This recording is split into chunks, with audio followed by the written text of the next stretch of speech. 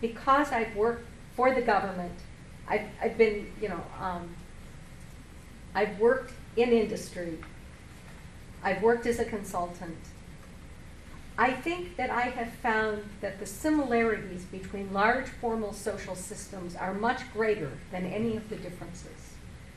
And even enormous institutions like the Department of Defense, which, by the way, rivals the old Bell system in size and complexity, is not all that different in terms of the way it is run or in terms of its ability to transform. And, by the way, has some of the most innovative, forward-thinking no question. Units. The difference comes This is what I'm talking about. I'm not talking about DoD. DoD is a model that's similar to Ford. That's correct. But I'm talking about a constituent in Indiana. No, I totally understand. I think that I think it was Benjamin Franklin who said, "Okay, now you have a republic if you can keep it." And I think that perhaps they were wiser than we realized in understanding that the future would make things very difficult for Americans if we value our current form of government. I think we need to discuss our form of government.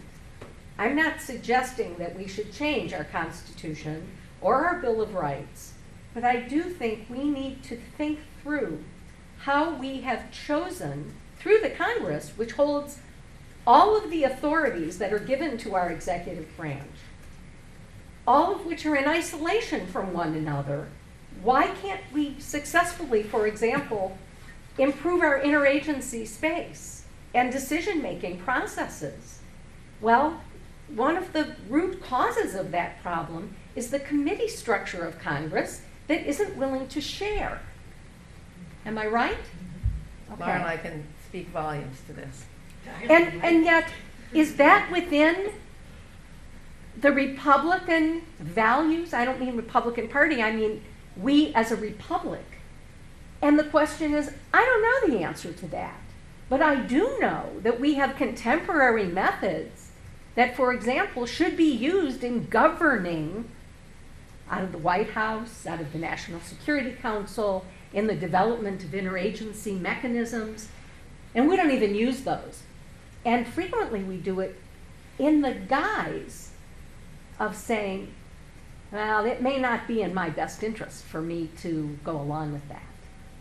It's those kinds of decisions that get made daily in trying to govern that we've got to change by helping people understand we're not doing ourselves or our future individually or collectively any good by holding on to, post-World War II thinking. I would say Enlightenment era thinking upon which our country is based. I understood. No argument that Right. it needs changing. Right. My question to the panel is, you've applied a system sensibility to authoritarian-run organizations.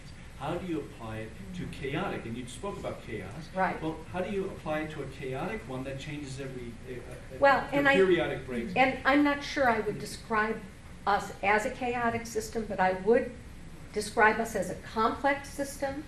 And one of the first tenets of a complex system is that you can't control any of it, but you can influence.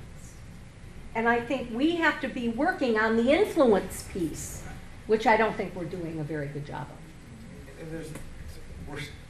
We're stuck on a local optima. I mean, in many respects, that is, it is a system that has its own equilibrium. I mean, just thinking about this, it's the question of how do we break the log jam, right? I mean, that's in some sense, which is, so it's not the creation. What provides the energy to get us off a local optimum where everybody is content enough? Too content. Well, yeah, exactly. There's not everybody, but there's a level of contentment that nobody really wants to change it. And again, this is where then it gets into time until afterward everybody goes, oh, geez, we should have.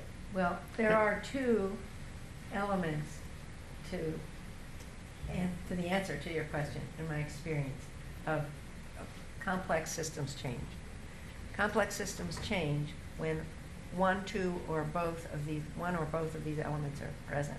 One, it hurts so bad we can't stand it anymore. And B, we have a vision of something that could be so much better that we're willing to put our energy toward that. When both of those exist simultaneously, something changes. Sounds like rightness. Like what? Sounds like the old rightness doctrine. Right. Rightness. Oh, right, yeah. Well, Little bit different. and I would say also first of all, I totally also empathize with your statement, and I am often the pessimist in the duo here, and I'm always saying, I'm sounding these alarm bells. I like to say to Sheila, President Obama's not waking up today wishing he had one of them things we're designing. Right. He's worried about the redistricting, in state legislatures of gerrymandering and stuff. He's worried about the 60-vote majority now required in his system to get things done. If you ask him how you can make the government better, he's not going to think of our strategy ideas, visioning ideas. So I'm always the one that's kind of trying to be very realistic. But I like the response on the influencing side. I will say that I've spoken with some scholars recently who have informed me that there are some interesting work going on in some university settings on constitutional conventions to test out and see what's out there. I would also point to Sheila's work recently in a Fulbright in Singapore and other work that you've done in the UK, where you're looking at systems that are embedded in democracies that are trying to work across not just these authoritarian or contained systems, but these diverse, loose systems and how they're doing it. Now, there's differences, parliamentary versus our form of democracy, that have to be taken into account. And I think we're just going to have to go through a lot of this conversation to face this. And then if we reach this point of convulsion into something new, we might look back. That might cause us to change some of our fundamental things that Rebecca Costa and others and Dawkins and Beck call memes, things that we hold sacred with no evidentiary basis for it, like our system of government works perfectly.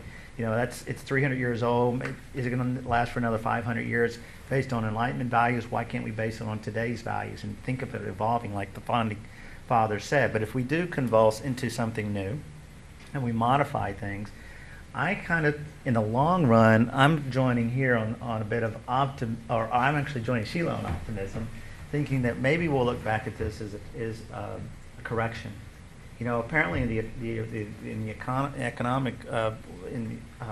economies have come and fallen and crashed and built up again, and even in our U.S. history, if you take the long view, apparently every 35 years or something we have a crash. But when we're here in this room, we're talking about Afghanistan and Iraq and other things. It's very near to us.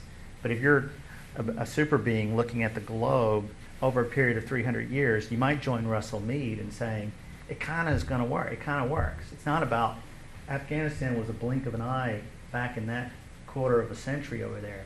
But if the long-term trajectory brings us to something new without being totally in control, maybe our idea of putting something that sort of gets at a little more control is going to be a bad idea. I will end on this note, though. Back to design thinking. I want, and again, this afternoon we're going to seek out some folks who might want to help us with this, is to go into the design process of iterating, where you advertise that this is going to be about failing fast to succeed sooner, Right. which is IDEO, the company IDEO's motto of failing fast to succeed sooner. I think we have a low appetite in Washington. When a congressional dollar goes somewhere, you got an IG on top of it, and it's not about failure. It's not about iterating. It's not about if we can advertise a high failure rate project that we want to move towards something, we might be able to help people get some insight into what could be. But even then, without this convulsion, that's got to come from this. I don't think we're not going to get there. We're not going to call it a high failure, but we are going to call it an experimental process. Yeah. Because the idea is we're there to learn, and learning is the objective. And so my hope is that we're going to find some takers. I need to stop us. We're over time. Sorry. Yeah, no, that's a good note to end on. Let me do a little wrap-up, a very mini wrap-up.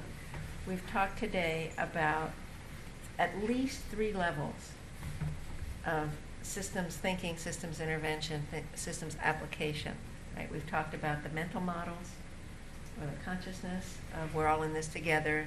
There's only one great interconnected whole, and working to serve the larger good of the whole versus the small self-interests of the parts.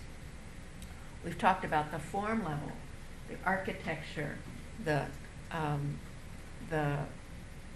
designs, the models, the infrastructure to allow that change to happen, the mental model change to be embodied in how we operate, who we are, why we're here, how we operate, who we can be.